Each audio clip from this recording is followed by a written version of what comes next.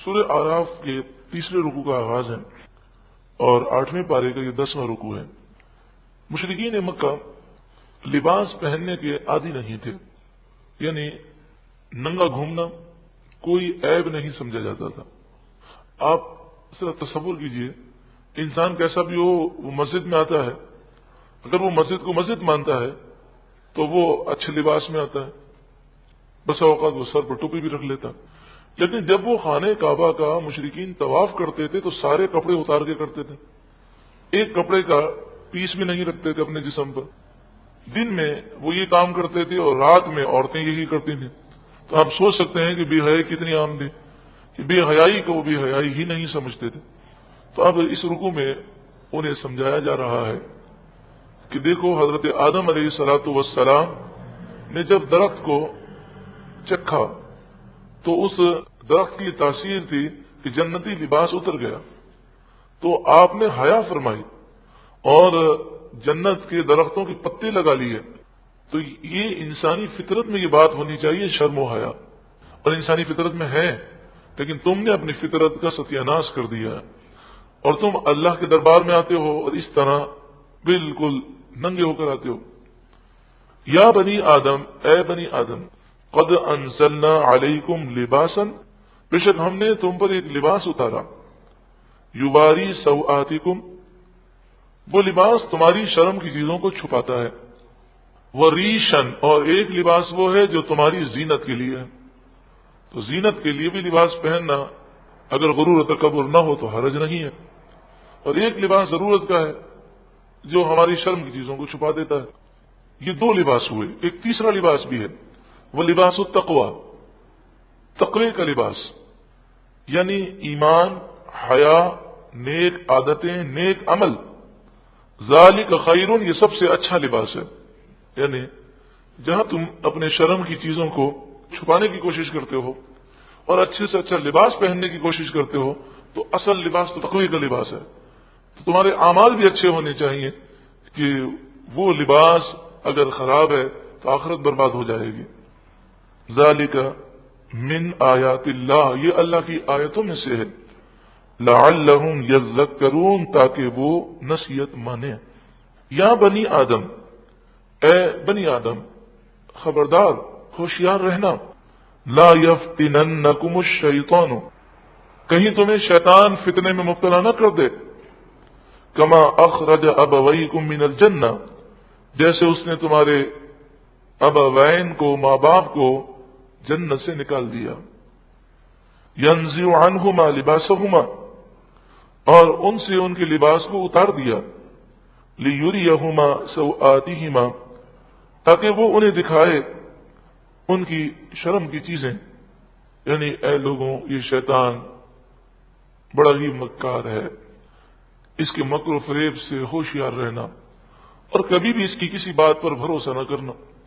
کبھی یہ نیکی کے راستے سے آتا ہے اور کبھی وہ بھلائی کے راستے سے آتا ہے، تو کسی بھی راستے سے وہ آئے تمہیں اس کی کوئی بات نہیں ماننی۔ انہ یراکم ہوا وقبیلہ، یہ بڑا خطرناک ہے، بے شک وہ تمہیں اور اس کا پورا قبیلہ یعنی شیطان کے چیلے دیکھتے ہیں، من حیث لا ترونہم، وہاں سے دیکھتے ہیں جہاں سے تم نہیں دیکھ سکتے۔ وہ تمہیں دیکھ رہے ہیں اور تم انہیں نہیں دیکھ سکتے، تو بڑا ہی خطرناک معاملہ ہے۔ دشمن نظر نہ آتا ہو تو بڑی احتیاط کی ضرورت ہے۔ حضرت ذوالنون مصری علیہ الرحمہ نے کیا ہی پیاری بات ارشاد فرمائی، سبحان اللہ۔ فرمایا شیطان ایسا ہے کہ وہ تمہیں دیکھتا ہے، تم اسے نہیں دیکھ سکتے، تو اب تمہیں چاہیے کہ اس ذات سے مدد مانگو کہ جو شیطان کو دیکھ سکتا ہے، شیطان اسے نہیں دیکھ سکتا، یعنی اللہ سے مدد مانگو اور دل سے دعا مانگو کہ اللہ تو مجھے شیطان کے شر سے محفوظ فرما۔ فرمایا کہ جو دل سے اعوذ باللہ من الشیطان الرجیم پڑھتا ہے تو ایک فرشتہ مقرر کیا جاتا ہے جو اسے شیطان کے مکر و فریب سے محفوظ رکھتا ہے۔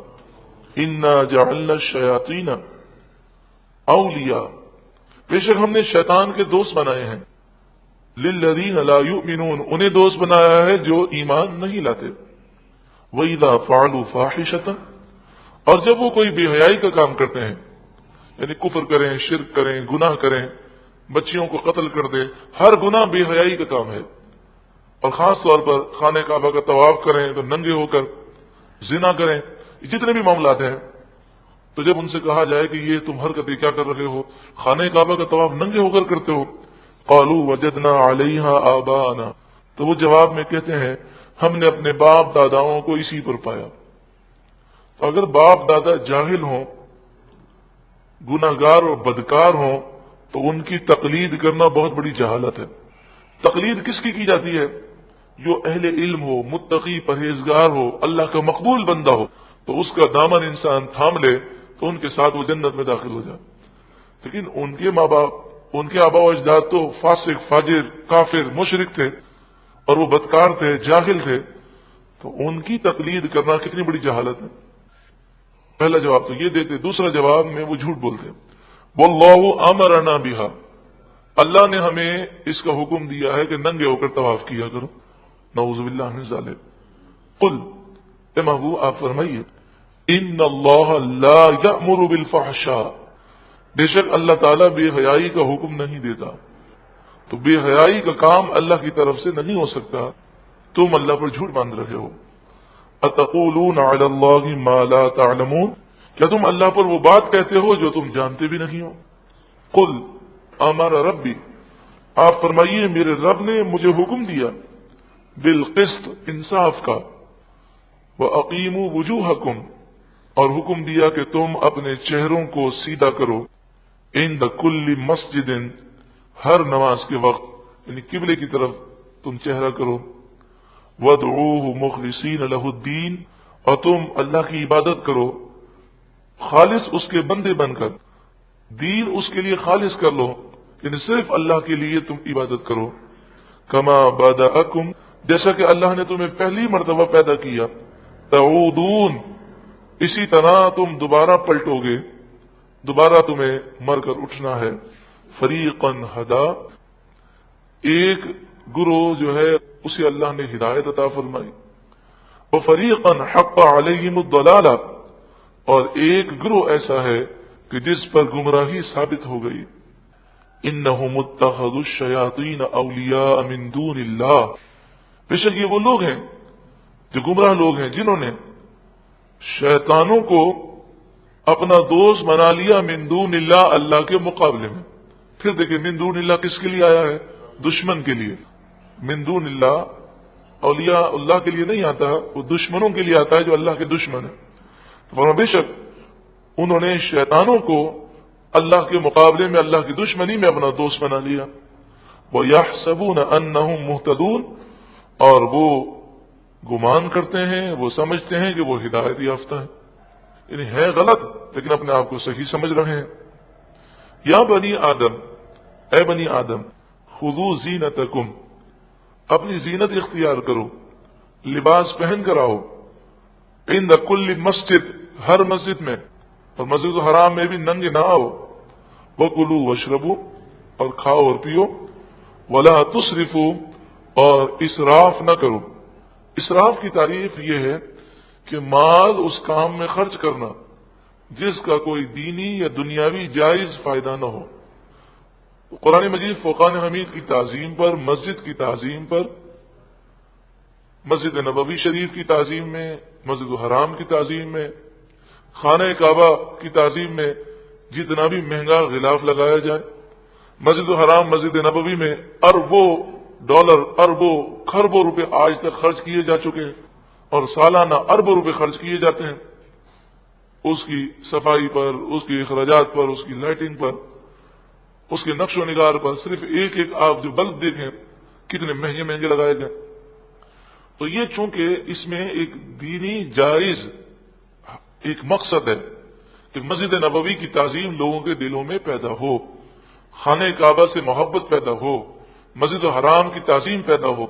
تو اسی طرح میلاد شریف پر جتنا خرچہ ہو، محفل میلاد پر یا مزارات پر اخراجات کیے جائیں، تو جو جائز اخراجات ہیں ان کا مقصد صرف یہی ہے کہ رسول اللہ کی محبت لوگوں کے دلوں میں زیادہ اور پیدا ہو، اور جو غفلت کے پردے وہ دور ہو جائیں۔ اور آپ دیکھ لیں کہ الحمدللہ جب ربیع الاول کا مہینہ آتا ہے تو مسلمانوں کی غفلتیں دور ہو جاتی ہیں، اور عشق رسول میں مزید اضافہ ہو جاتا ہے۔ تو یہ چیزیں اسراف نہیں ہیں۔ اسراف کسے کہتے ہیں؟ مال اس طرح خرچ کرنا، اس کام میں خرچ کرنا جس کا کوئی دینی یا دنیاوی جائز فائدہ نہ ہو۔